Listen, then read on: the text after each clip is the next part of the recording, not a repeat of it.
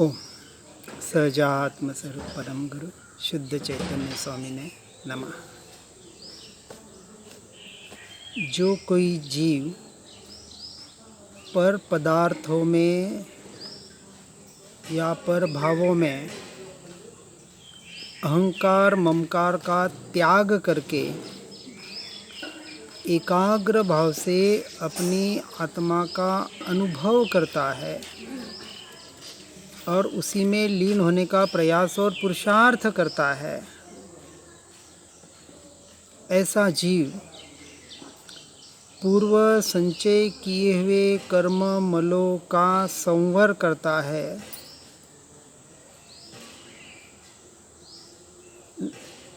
नए कर्मों का संवर करता है और पूर्व किए हुए कर्म मलों का नाश अर्थात निर्जरा करता है। अर्थात जो कर्म आ रहे हैं, आश्रव हो रहा है, उसका निरोध आत्मा के अनुभव से अर्थात सम्यक दृष्टि को होता है।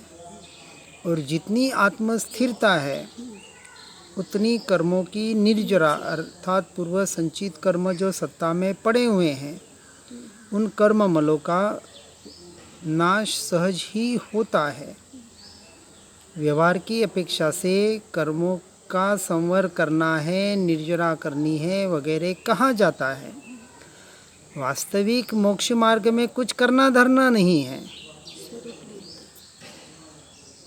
न जीव आश्रव कर रहा है, न संवर करता है, न निर्जरा करता है, क्योंकि ये पुद्गल के परिणाम हैं। ये सारी क्रियाएं पुद्गल के परिणामों में अपने आप घटित होती है। कब होती है? कि जब जीव पर पदार्थों में या पर भावों में मैं मेरापना छोड़कर वहाँ से हटकर एकाग्र भाव से अपनी आत्मा का अनुभव करके उसमें लीन होने का प्रयास और पुरुषार्थ करना है। तो करने के नाम पर स्वरूप रमणता की क्रिया की बात होती है। निश्चय की अपेक्षा से तो आत्मा अपने स्वभाव में ही है अनादि अनंत तत्व, जो परद्रव्य परभावों में कभी गया नहीं, जाने की बात तो दूर, लेकिन जिसने परद्रव्य परभावों को आज दिन तक जाना तक नहीं, छुआ तक नहीं,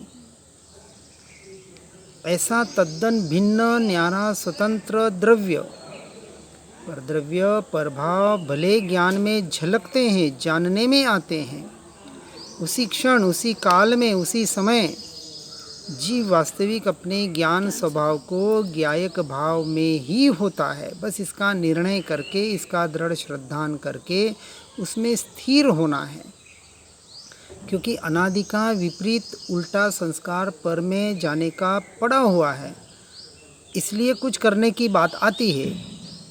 बाकी वास्तविक तो न कुछ करना न कुछ धरना, मात्र अपने में रहना, इतनी सी सहज और सरल प्रक्रिया जो बहुत कठिन बनी हुई है इस वैभाविक दशा की वजह से।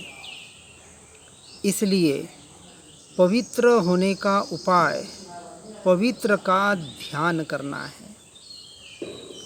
मुझे शुद्धोपयोग में लीन होना है, तो शुद्धोपयोग में जो सातवें गुणस्थानक में निर्विकल्प अवस्था बताई गई, तो शुद्धोपयोग की प्राप्ति के लिए अर्थात पवित्र होने के लिए, शुद्धोपयोग यह आत्मा की पवित्र अवस्था है और उसका उपाय पवित्र का ध्यान करना, अर्थात त्रिकाल शुद्ध ऐसा जो मेरा स्वभाव है, स्वरूप है, उस पर अपने उपयोग को केंद्रित करने का प्रयास करना, इसका नाम ध्यान है। जो ध्यान, जो उपयोग परद्रव्य परभावों में जा रहा है, वहाँ से हटाकर अपने स्वरूप और स्वभाव की साधना करना। अब कोई कहे कि आप अपनी बात बताएं, अपना अनुभव बताएं, तो अनुभव बताने की वस्तु नहीं है, अनुभव प्राप्त करने की वस्तु है, जो स्वयं से स्वयं में घटित होती है। क्योंकि बताने के लिए तो क्रियाएं ही बताई जाएगी, कुछ करने के लिए ही बताया जाएगा।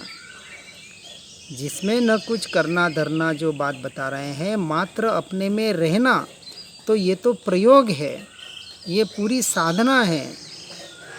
और ये साधना घर गृहस्थी से, संसार से संपूर्ण निवृत्ति पाकर ही की जा सकती है। वेद ज्ञान का अभ्यास विचार पूर्वक भले संसार में रह के किया जा सकता है। जैन दर्शन मात्र ज्ञाता दृष्टा की साधना नहीं बताता, ये तो प्रारंभिक अवस्था है। अवलोकन कहें, ज्ञाता दृष्टा कहें, साक्षी भाव कहें, या चौथा गुणस्थानक कहें, आत्मज्ञान कहें, आत्मानुभूति कहें, ये सारी सम्यक दर्शन आदि प्रारंभिक अवस्था है, मोक्ष मार्ग का पहला पायदान है। यहाँ से तो धर्म की शुरुआत होती है। बहुत से जीव अन्य पंथ वाले, आत्मा की साधना बताने वाले यहाँ तक तो बात बताते हैं, लेकिन जो 5वें से लेके 13वें गुण स्थानक की बात जैन दर्शन में जो बताई गई है, वैराग्य की अपेक्षा से, संसार की असारता की अपेक्षा से, श्रावक धर्म और मुनि धर्म की अपेक्षा से, 22 परिश्रम आदि सहन करने की अपेक्षा से, ये जो व्यवहार बताया गया है, ये व्यवहार नियम से उन आत्मार्थी को होता ही होता है।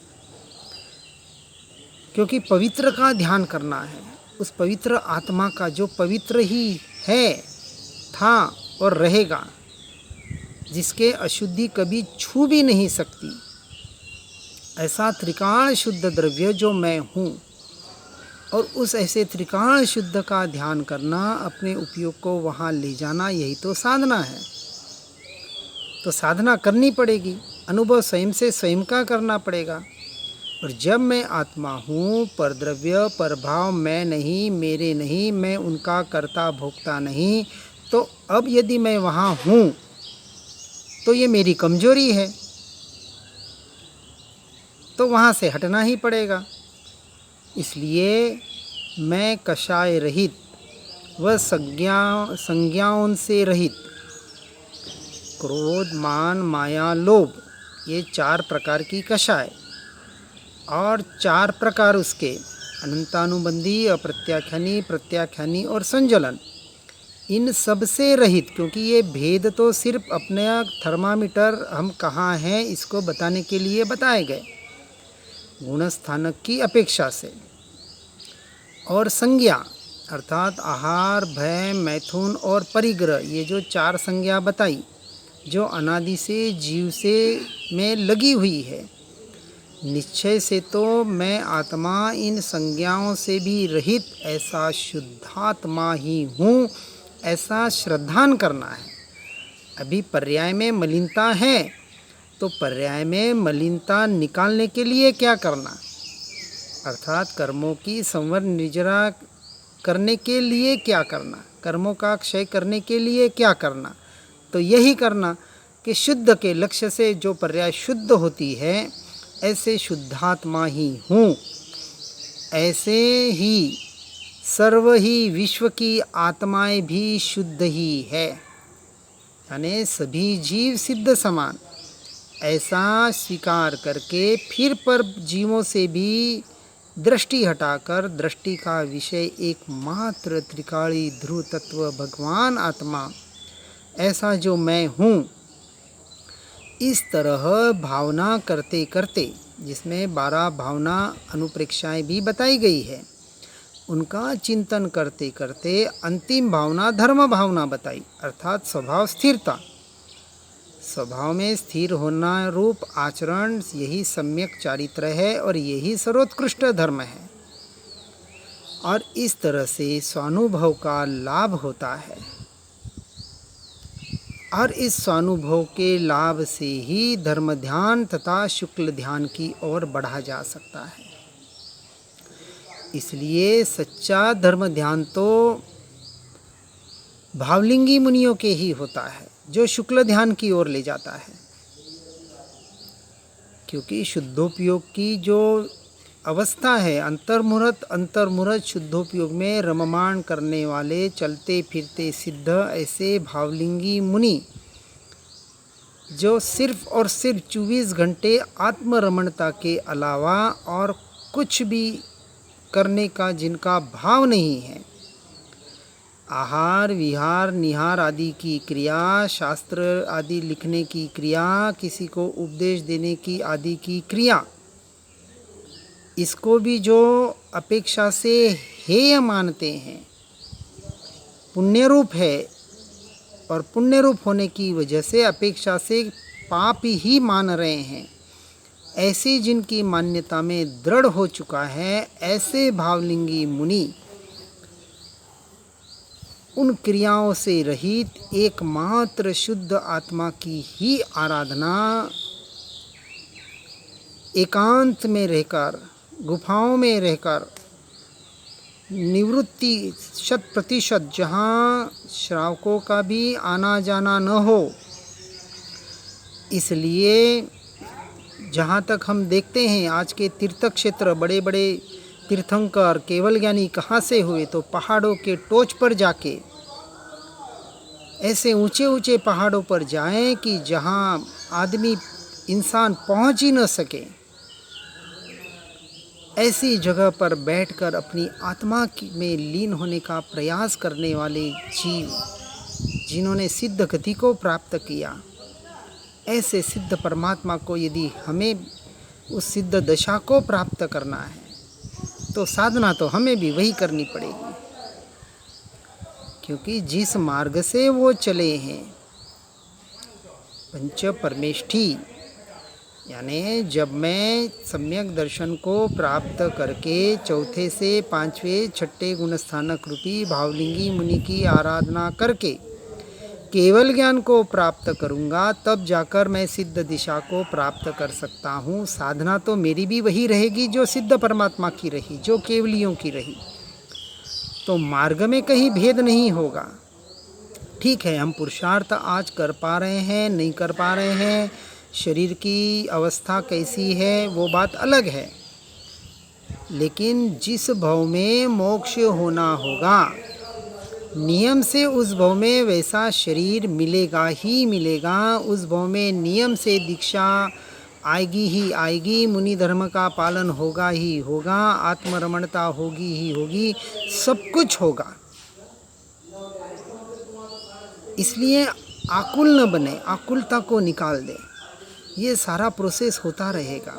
हमें तो एकमात्र जो साधना करनी है कि परद्रव्य प्रभावों से अपने उपयोग को हटाकर ज़्यादा से ज़्यादा मैं अपनी आत्मा में कितना स्थिर रह सकता हूँ, अपनी योग्यता के अनुसार, अपनी जो शारीरिक अभी अवस्था के अनुसार ये पंचमारे का शरीर मिला है, इसमें ज़्यादा से ज़्यादा तीव्र से तीव्र साधना जितनी कर सकते हैं, भेद ज्ञान भेद विज्ञान के लिए चाहे शरीर को कष्ट भी देना पड़े, 22 परिशद सहन करने का अभ्यास करना पड़े, हम नियम ले या न ले तो इसकी पालना नहीं करनी, ऐसा कहीं शास्त्र में नहीं लिखा है।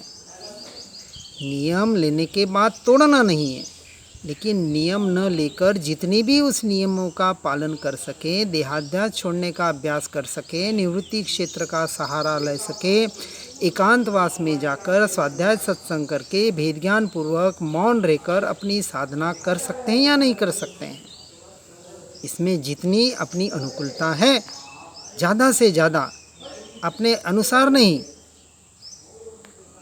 इसलिए तीव्र से तीव्र साधना करने का प्रयास और पुरुषार्थ हर जीव जितना कर सकता है उतना करके इस मोक्ष मार्ग में आगे बढ़ने का प्रयास और पुरुषार्थ करें।